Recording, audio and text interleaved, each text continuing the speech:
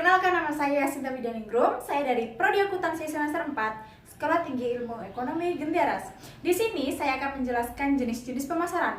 Jenis-jenis pemasaran itu ada 3, yaitu yang pertama, pemasaran internal, pemasaran eksternal, dan pemasaran interaktif. Yang pertama, pemasaran internal. Pemasaran internal atau biasa disebut internal marketing merupakan jenis pemasaran yang sering dilakukan agar perusahaan memiliki reputasi yang lebih baik. Internal marketing merupakan segala sesuatunya yang dibutuhkan untuk berbagai keperluan di dalam perusahaan, mulai dari cara untuk mensejahterakan karyawan, cara untuk mencapai tujuan, hingga cara membenahi perusahaan agar menjadi lebih baik lagi. Di sisi lain, internal marketing juga sangat diperlukan untuk citra merek, brand image, produk maupun jasa yang dihasilkan. Dalam konteks perusahaan, internal marketing mencakup 3 konteks, yaitu yang pertama, kesiapan.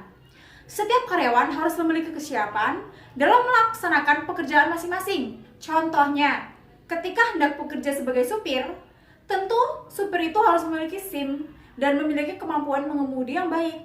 Yang kedua, kepedulian.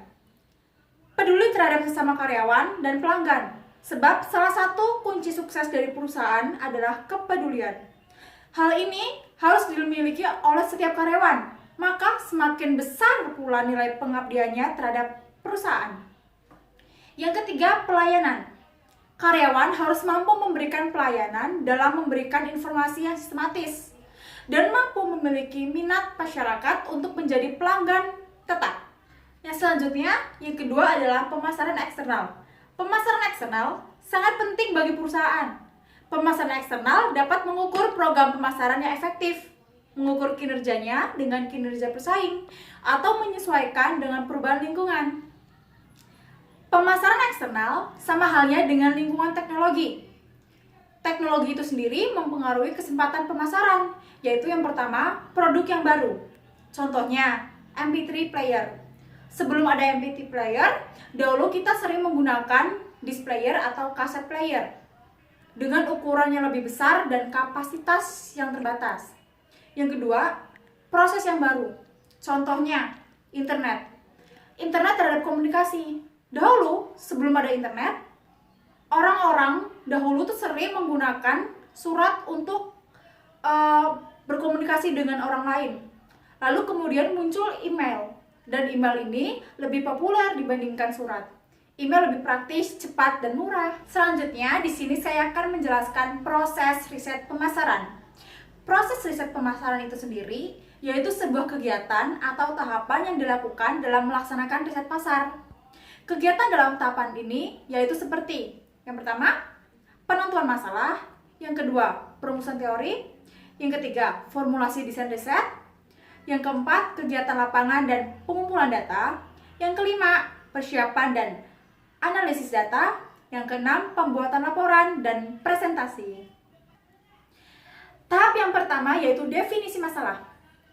Harus dilakukan merumuskan masalah, menentukan tujuan penelitian, merumuskan latar belakang, menentukan informasi yang diperlukan, dan pengambilan keputusan. Tahap yang kedua yaitu perumusan kerangka teori dan pengembangan pendekatan.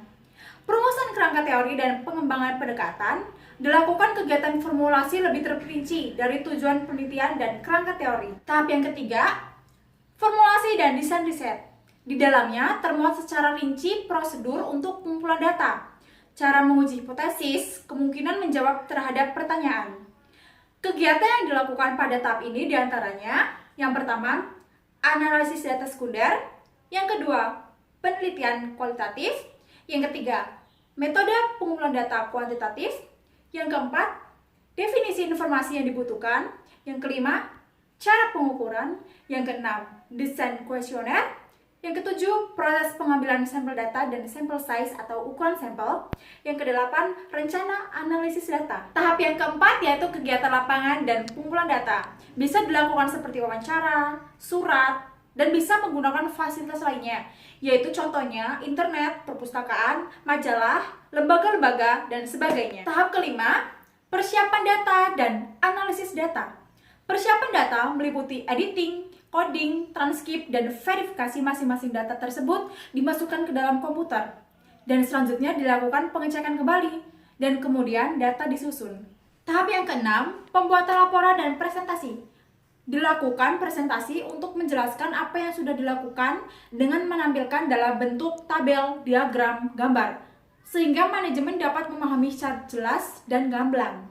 Contoh sederhana dari proses riset pasar adalah apabila kita hendak berjualan pulsa, maka kita lakukan survei terlebih dahulu untuk mengetahui berapa harga pulsa di pasaran. Tujuannya agar kita bisa menetapkan harga sesuai standar pasar, tidak terlalu rendah dan tidak terlalu tinggi. Demikian materi yang dapat saya sampaikan. Maaf jika ada salah kata yang mungkin pendengar tidak jelas atau tidak tahu apa yang saya sampaikan. Saya mohon maaf sebesar-besarnya dan terima kasih.